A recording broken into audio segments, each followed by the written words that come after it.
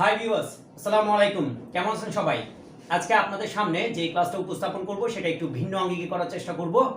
আমি আমার স্টুডেন্ট কে নিয়ে আসছি, তার সাথে পুরো জিনিসটা শেয়ার করব। ও আসলে বুঝতে পেরেছে কিনা, অর্থাৎ ব্যাপারটা চাইবো সে যদি বুঝতে পারে তাহলে বুঝতে পারবো আপনারা অবশ্যই বুঝতে পেরেছেন। সেজন্য ওভাবে ক্লাসটাকে আজকে সাজিয়েছি। আমার বিশ্বাস আপনারা এই ক্লাসটা থেকে অনেক বেশি উপকৃত হবেন। প্রথমে আমার স্টুডেন্টের সাথে একটু পরিচিত হন। দেখি তোমার পরিচয় দাও। আসসালামু আলাইকুম, আমি আজরা রহমান মৌরি। আমাদের এই এইচডিআই চ্যানেল থেকে আপনাদের সবাইকে স্বাগত জানাচ্ছি। এখন আমাদেরকে স্যার কি বোঝাতে যাচ্ছে সেটা আমরা বুঝে নিব। আচ্ছা, আজকে যেই ক্লাসটা উপস্থাপন করব সেটা হচ্ছে, এর আগে আমি ভার্বের উপর কয়েকটা ক্লাস আপনাদের সামনে উপস্থাপন করেছিলাম। তার মধ্যে ছিল ট্রানজিটিভ ভার্ব, ইনট্রানজিটিভ ভার্ব, তারপর হচ্ছে ফাইনাইট, নন ফাইনাইট, এইসব ব্যাপারগুলো নিয়ে, তারপর অক্সিলারি কিভাবে ব্যবহার করব, প্রিন্সিপাল কেমনে ব্যবহার করব, এইসব ব্যাপারগুলো নিয়ে অনেকগুলো ক্লাস নিয়েছিলাম। আর আজকে যে বিষয়টা আপনাদের সামনে উপস্থাপন করব সেটা হচ্ছে strong and weak verb. Strong and weak ভার্বটা কি সেটা কিন্তু আমি আজকে তোমাকে খুব ভালোভাবে শিখিয়ে দিব। আশা করি তুমি এখান থেকে পরবর্তীতে তোমার যেসব জীবনে দরকার পড়বে প্রত্যেকটা জায়গায়, তোমার এডমিশন টেস্ট, সামনে তোমার এডমিশন টেস্ট আছে, সেই এডমিশন টেস্টও উপকৃত হবে আশা রাখি। এবং সাথে সাথে আপনারাও উপকৃত হবেন যারা এডমিশন টেস্টের স্টুডেন্ট আছেন, আবার ইন্টারমিডিয়েটের স্টুডেন্ট আছেন, বা দেখা যাচ্ছে আপনি বিসিএস বা অন্যান্য কম্পিটিটিভ এক্সামে উপস্থিত হবেন, তাদের সবারই উপকার হবে আশা রাখি। প্রথমত যে জিনিসটা মাথায় রাখবে সেটা হচ্ছে স্ট্রং অ্যান্ড উইক ভার্বটা। সেই জিনিসটা কি? সেটা হচ্ছে, যদি দেখো কোনো ভার্বের ভাওয়েল, যদি কোনো ভার্বের ভাওয়েল থাকে, সেই ভার্বটা যদি পরিবর্তিত হয়ে পাস্ট ফর্ম এবং পাস্ট পার্টিসিপল ফর্ম, এই দুটো ফর্মে যদি অবশ্যই ভিন্ন ভিন্ন হয়ে যায়। কি বলছি আমি? যদি কোনো ভার্ব পরিবর্তিত হয়ে ফার্স্ট ফর্ম বা ফার্স্ট পার্টিসিপল ফর্ম ভিন্ন ভিন্ন হয়ে যায়, সেটা হচ্ছে, সেটা হবে স্ট্রং ভার্ব, অথবা এই জিনিসটাকে বলা হবে ইররেগুলার ভার্ব। স্ট্রং ভার্বকে কিন্তু আরেকটা ভার্ব বলা হয়, সেটা হচ্ছে কি ইররেগুলার ভার্ব। অর্থাৎ স্ট্রং ভার্ব যেটা, ইররেগুলার ভার্বটা হচ্ছে সেটা। আর এরপরে তার মানে হচ্ছে, আমি উদাহরণ হিসেবে তোমাকে অবশ্যই এটা বলতে পারি, ডু ডু শব্দটার এই যে আমরা যদি ভয়েলের ওটা যদি পরিবর্তিত হয়ে গেছে এরকম যদি বলি, সেটা পাস্ট ফর্ম হয় ডিড। আর এটা পিপি ফর্ম যদি করতে চাই তাহলে সেটা হচ্ছে ডান। তার মানে হচ্ছে ডু, ডিড, ডান।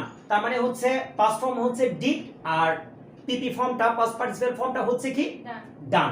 তার মানে হচ্ছে দুটো দুই রকম, ভিন্ন ভিন্ন। তার মানে হচ্ছে যেখানে পাস্ট ফর্ম এবং পাস্ট পার্টিসিপল ফর্মটা একদম ভিন্ন ভিন্ন হবে, সেটা হবে কি অবশ্যই স্ট্রং ভার্ব অথবা ইররেগুলার ভার্ব। ক্লিয়ার? দেখে তুমি আবার রিপিট করো, হয়েছে কিনা দেখি।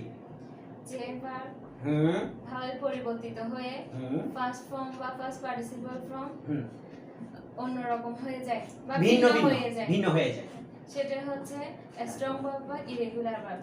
যেমন গো, ওয়েন্ট, গন। রাইট। তার মানে হচ্ছে, বাহ, ও তো দেখি ভালো বুঝে গেছে। এখান থেকে যদি আমরা দেখতে পাই সেটা হচ্ছে গো, ওয়েন্ট, গন। তার মানে হচ্ছে এই ভার্বটা এবং এই ভার্বটা, অর্থাৎ পাস্ট ফর্মটা এবং পিপি ফর্মটা দুটোই কিন্তু ভিন্ন ভিন্ন হয়েছে, সেজন্য এটা কি ইররেগুলার ভার্ব বা স্ট্রং ভার্ব। তার মানে হচ্ছে আমাদের একদম পুরোপুরি একেবারে সম্পূর্ণ রকম ক্লিয়ার যে স্ট্রংটা কি বা ইররেগুলার ভার্বটা কি। এখন আমরা এরপরে যেটা আসি সেটা হচ্ছে উইক ভার্ব। উইক ভার্বটা হচ্ছে, উইক ভার্বটা একদম আরো বেশি সহজ, যেটা পাস্ট ফর্ম এবং পাস্ট পার্টিসিপল ফর্ম দুটো সেম থাকবে, কোনো ধরনের পরিবর্তন হবে না, কোনো ধরনের পরিবর্তন হবে না। সেই ভার্বটার নামে হচ্ছে কি উইক ভার্ব অথবা রেগুলার ভার্ব। আপনারা নিশ্চয়ই জিনিসটা এর মধ্যে বুঝে নিছেন। তার মানে হচ্ছে যেই ভার্বটার পাস্ট ফর্ম এবং পাস্ট পার্টিসিপল ফর্মটা কোনো ধরনের পরিবর্তন হবে না, সেই ভার্বটা হবে কি অবশ্যই কোন ভার্ব বা রেগুলার ভার্ব। তার মানে হচ্ছে রেগুলার বা উইক ভার্ব। উদাহরণ হিসেবে আমরা দেখতে পারি একটা জিনিস, সেটা হচ্ছে ড্রিম, ড্রিমড, ড্রিমড। তার মানে হচ্ছে ড্রিমের পাস্ট ফর্ম হচ্ছে ড্রিমড, আর পিপি ফর্মটাও হচ্ছে, তার মানে কোনো ধরনের পরিবর্তন হয় নাই। তার মানে যেখানে কোনো ধরনের পরিবর্তন হবে না সেটা হচ্ছে উইক ভার্ব বা রেগুলার ভার্ব। উইক ভার্ব বা রেগুলার ভার্ব। তার মানে আমরা দুটো ভার্ব কিন্তু অলরেডি পুরোপুরি ক্লিয়ার করে নিলাম। এখন লাস্টে আরেকটা জিনিস তোমাকে এখন শিখিয়ে নিই, সেই জিনিসটা হচ্ছে ফ্যাক্টিটিভ ভার্ব। এটা কিন্তু খুবই একটা গুরুত্বপূর্ণ ব্যাপার। সেটা হচ্ছে ফ্যাক্টিটিভ ভার্ব। আপনারাও সাথে সাথে আমার সাথে শেয়ার করুন, ওর সাথে শেয়ার করুন যে ফ্যাক্টিটিভ ভার্ব হচ্ছে যেই ভার্বটা অবজেক্ট গ্রহণ করা সত্ত্বেও, তার মানে হচ্ছে সে তার একটা অবজেক্ট গ্রহণ করেছে কিন্তু দেখা যাচ্ছে তার পূর্ণত্ব প্রকাশ করতে পারেনি। যদি অবজেক্ট গ্রহণ করার পরেও পূর্ণত্ব প্রকাশ করতে না পারে, সেই ক্ষেত্রে যদি আরো একটা অবজেক্ট গ্রহণ করতে হয় পূর্ণত্ব প্রকাশ করার জন্য, সেটা হবে অবশ্যই অবশ্যই ফ্যাক্টরি ভার্ব। দেখি তুমি রিপিট করো। যে ভার্ব পূর্ণত্ব প্রকাশ করার জন্য দুইটা অবজেক্ট গ্রহণ করে, একটা দ্বারা সম্পূর্ণ করতে পারে না, সেটা হচ্ছে ফ্যাক্টরি ভার্ব। গুড। তার মানে হচ্ছে উদাহরণ হিসেবে আমি আপনাদের সামনে উপস্থাপন করতে পারি এটা, উই মেড হিম ক্যাপ্টেন।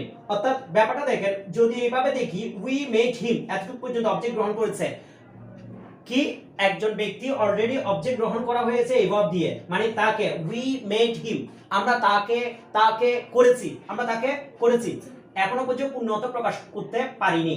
তার মানে আরেকটা জিনিস জানতে চাচ্ছে, সেটা হচ্ছে আসলে কি করেছি, রাইট? তার মানে হচ্ছে যখন আরেকটা অবজেক্ট গ্রহণ করতে হচ্ছে তখনই হচ্ছে কি উই মেড হিম ক্যাপ্টেন। যখন আরেকটা অবজেক্ট গ্রহণ করতে হয় তার পূর্ণত্ব প্রকাশ করার জন্য, ওই ভার্বটাকে কি বলা হচ্ছে? Factory verb. ক্লিয়ার? এখানে মেড হচ্ছে ফ্যাক্টরি ভার্ব। আশা করি আপনারাও এই মৌরির সাথে পুরো ক্লাসটা উপভোগ করেছেন এবং ফ্যাক্টরি ভার্ব পর্যন্ত ভালো মতো বুঝেছেন। আজকে যে সব বিষয়গুলো শিখলাম সেগুলোর মধ্যে কোনটা? স্ট্রং ভার্ব বা ইরেগুলার ভার্ব, হ্যাঁ, উইক ভার্ব বা রেগুলার ভার্ব, ফ্যাক্টরি ভার্ব হচ্ছে ফ্যাক্টরি ভার্ব। আর সাথে আরেকটা জিনিস তোমাদেরকে আগে শিখিয়েছিলাম, সেটা দর্শকদের সামনে একটু উপস্থাপন করো, সেটা হচ্ছে সাবজেক্ট কাকে বলে, সেই জিনিসটা একটু যদি বলে দিতে পারতাম। সাবজেক্ট হচ্ছে কে দিয়ে প্রশ্ন করলে যে উত্তর পাওয়া যায়, সেটা হচ্ছে সাবজেক্ট। একটা উদাহরণ দিতে পারো? I write a letter. I write a letter। তারপর অবজেক্ট হচ্ছে হ্যাঁ, I write a letter। এখানে একটু ক্লিয়ার করবা না যে এখানে সাবজেক্ট মানে একটু কে দিয়ে যে প্রশ্ন বলে, হ্যাঁ, কে লিখে, I মানে আমি লিখছি। আচ্ছা, তার মানে হচ্ছে এখানে সাবজেক্টটা কি? I। Okay, very good. তাহলে এবার অবজেক্ট নিয়ে একটু বলো। কি বা কাকে দিয়ে প্রশ্ন করলে যে উত্তর পাওয়া যায় সেটা হচ্ছে অবজেক্ট। আচ্ছা, কি বা কাকে দিয়ে প্রশ্ন করলে যে উত্তর পাওয়া যায় একটু ক্লিয়ারিফাই করো। He won the match। he won the match। won the match এর মধ্যে the match তার মানে কি জয়লাভ করেছে? ম্যাচ মানে কি দিয়ে প্রশ্ন করলে যে উত্তর পাওয়া যায় সেটা হচ্ছে অবজেক্ট। আবার যদি কাকে প্রশ্নটা একটু বের করবা না, কি বা কাকে দিয়ে প্রশ্ন করলে যে উত্তর পাওয়া যায় সেটার একটা উদাহরণ দিতে পারো। I gave him a letter। তার মানে হচ্ছে আমি কাকে দিয়েছি?